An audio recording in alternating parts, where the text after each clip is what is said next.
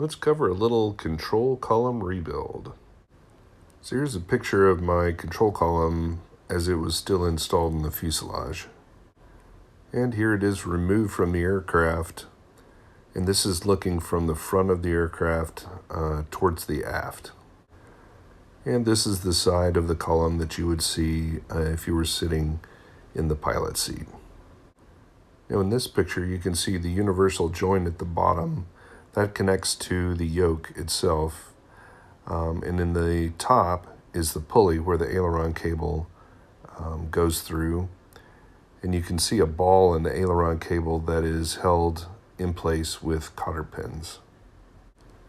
Now this is just a shot I took to make sure that I get the proper routing of the aileron cables from the yoke pulleys to the pulleys that transition the cable down towards the floor. After removing the universal joints and the aileron cable pulleys, there are these bushings, and I had to pull those bushings out so that I could clean and powder coat the control column. Here's a picture of those bushings after they've been removed. Now where the control column connects to the fuselage, there are also some bearings that had to be pressed out. So while the control column was out being powder coated, I decided to try out the new sandblaster, and the pulley on the left has been sandblasted and the one on the right was original as it came out of the airplane. Next, a little coat of primer, and I cleaned up all the bearings, bushings, and universal joints. So this is an interesting thing that I noticed. My control column had the bushings in it that are at the top of this picture. But I had another control column that came with my airplane, and I believe it was out of a straight 108.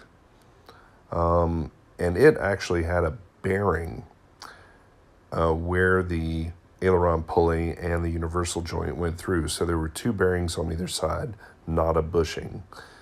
So that was an interesting thing. I'm going to keep the bushing. It was what was in there and seemed to work fine. But it's just one of those things that during a restoration or a rebuild that you notice. This is the control column as it got back from powder coating. It looks awesome. And here are the cleaned bushings just before installing them. And now we're installing those bushings. And that's how the final product looks.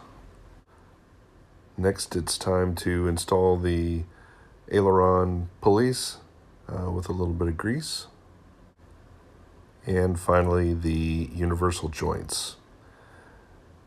Now I'll have to go and get some new hardware to bolt the universal joints to the aileron pulleys.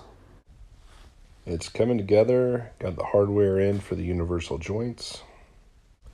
Also reinstalled the bearings at the lower end of the column where they attach to the fuselage. And there it is, installed in the fuselage. And now on to the next project, installing the rudder pedals.